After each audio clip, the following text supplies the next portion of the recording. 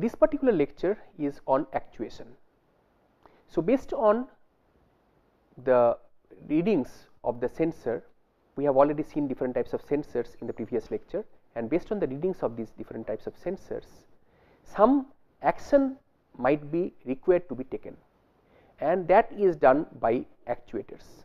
These actuators basically perform certain actions on the environment, on another system, on a device, and so on. So, there are different examples of actuators. I am going to show you different types of actuators very shortly, but these actuators, they can have principles, working principles, which are based on electronics, then electrical, then mechanical systems, and so on. So, they basically use some kind of control behavior, some control signals are sent. Okay. So, this is how these actuators they perform. We are going to go through the different mechanisms behind the functioning of these actuators in this particular lecture. Before we proceed, I wanted to show you at the outset some of these actuators that can be used. So, here is an example of a sample actuator, which is known as the relay switch. So, this relay switch, it is an electromechanical switch. It is an electromechanical switch which can be used to switch between AC and DC, for instance, or different other things can be performed. So, the sensor networks, the sensor nodes, they typically operate in DC, and based on the sensed value, maybe you want to switch off the electricity in your room or at your home based on maybe something, maybe fire has been detected by the sensor network, then you want to do something, you want to turn off the power in your home. So, that is AC, that operates on AC, right. So, this particular switch, this electromechanical switch will basically turn off the AC, the power supply at your home. This can help in doing it. So, this is an example, this is known as the relay. There is another one which is the solenoid valve, and this basically can help in controlling the flow of liquid. So, you have an input, you have an output. So, we have an input, we have an output, and this solenoid valve, if we open it, so what we can see over here is what is inside. So, so water can flow in, and depending on the conditions, this valve is going to either allow the water to flow out, or it is going to stop, it is not going to allow. So, this is another actuator. Like this, there are different actuators that are available for use in IoT. So, having seen some real life actuators, let us try to understand the basic principles of actuators, but before that let us go through some of the basics. So, an actuator is a component of a machine or a system that moves or controls the mechanism of the system,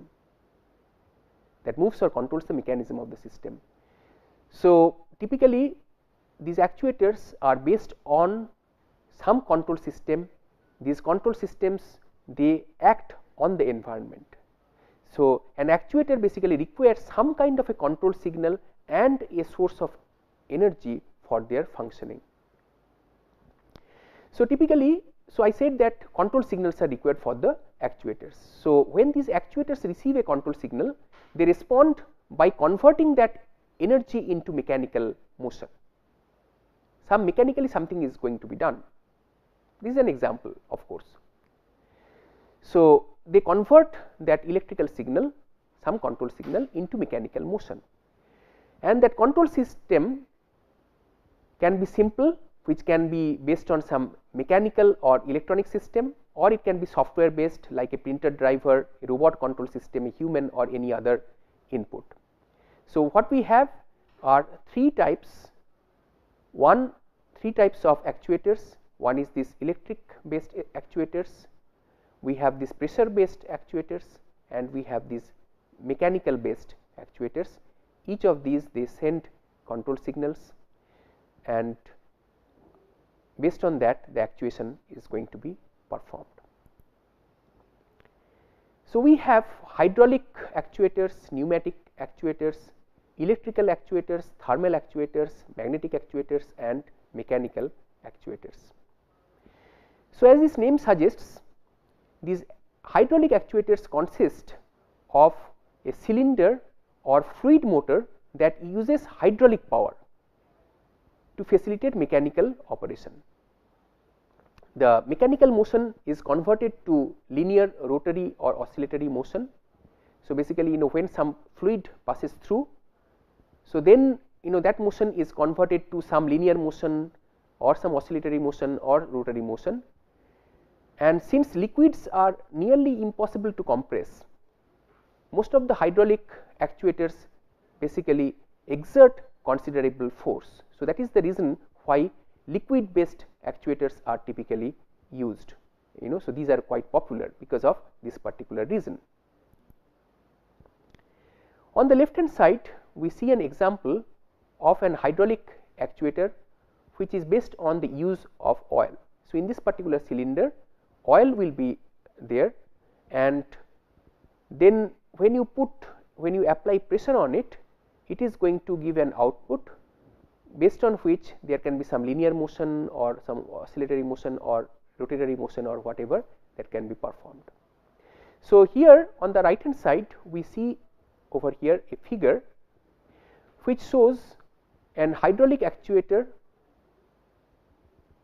based radial engine. So, as we can see over here, this animation is quite it is quite explanatory.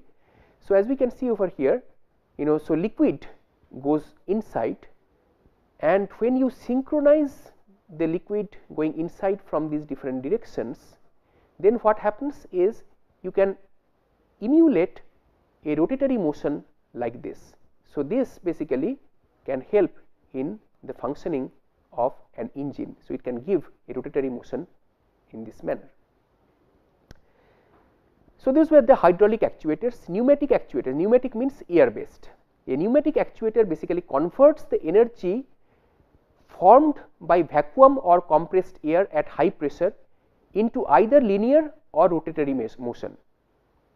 So, the rack and pinion actuators are typically the pneumatic actuators, and these are used for valve controls of water pipes.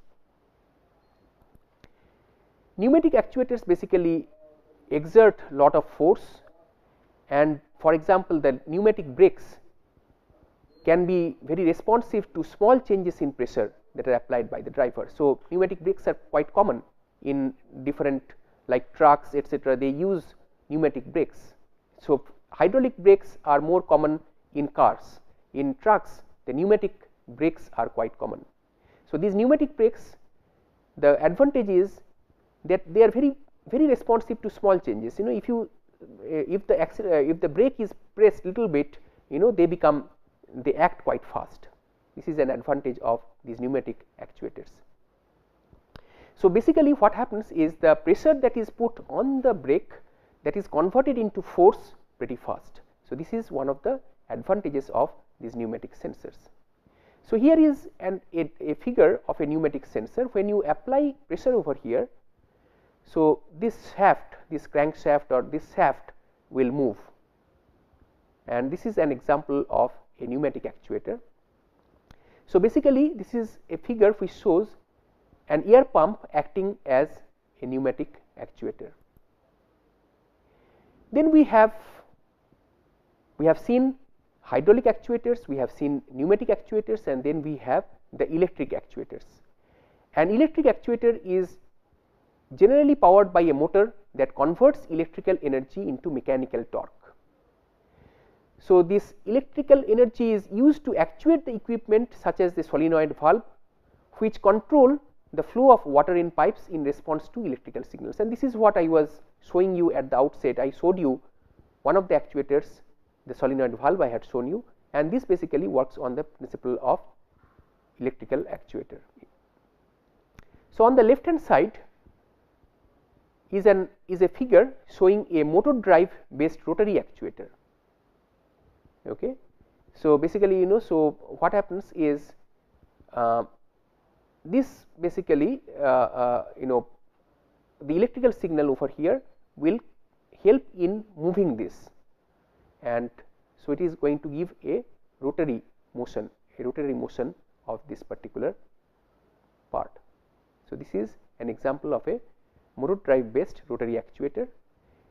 Here in this particular animation, what you see is the functioning of an electric bell. An electric bell is an example of a solenoid based actuator, So, as you can see over here, once the bell is pressed, then the connectivity is established, and then the electromagnetic field is generated, due to which the bell sounds, and this is the way in which solenoid based electric bells function. So, these are two examples of electrical actuators. Then we can have thermal or magnetic actuators, which can so thermal or magnetic actuators, these can be actuated by applying thermal or magnetic energy, and typically they are very popular because of being that they are very compact, lightweight, economical, and with high power density. So, these actuators use shape memory materials or shape memory alloys, SMAs, and this is very popular at present. So, this is how it works. So, this is an example of an SMA based piezo motor. So, as you can see over here, these are the different steps in which it works. So, these are the two metal strips, and when when the energy is passed through it, they bend, and when they bend, they basically move this red and white strip mechanically. So, this basically acts as an actuator. So, this is like a joint metal bar, and when you, so this is like this, sorry. So, when you hit this metal bar, this is an alloy bar consisting of two metal strips, and so the property is that when you hit it, then it is going to bend, and when it bends, it is going to move this particular strip in this manner. So, the different steps are shown over here, and this is quite evident, this is quite explanatory from these steps. So, this is an example of a coil gun, which basically works on the principle of magnetic actuation. So, this is also quite explanatory. So, this coil gun, so basically electromagnetic field is generated, and then again it is pushed and so on, and this is how. So, basically the functioning of the hyperloops, at present people are talking about hyperloops, right. So, presenting the functioning of the hyperloops are also based on this particular principle. Then we have these mechanical actuators, which basically converts rotatory motion into linear motion to execute some movements. So, this basically involves these gears, the pinions, rails, pulleys, chains, and other devices to operate. So, rack and pinion is an example of a mechanical actuator. The figure shows it, and it is quite explanatory from this. So, as it moves, basically this also moves. So, a crankshaft is another example of a mechanical actuator. So, this is how the crankshaft works. So, as this thing moves in this manner, so this gives this one a mechanical motion, a rotatory motion.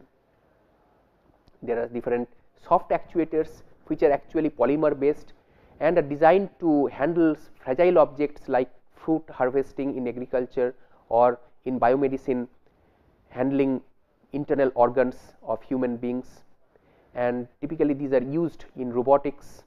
So, soft actuators are also quite popular, and these basically use something known as the SMPs, the shape memory polymers, which are actually polymers, and the behavior of the polymers will change depending on the stimuli. The stimuli for these polymers are the light, electrical signals, magnetic signals, heat, pH, etc., etc. They have different properties. These polymers, they behave differently due to these different variations in these physical properties.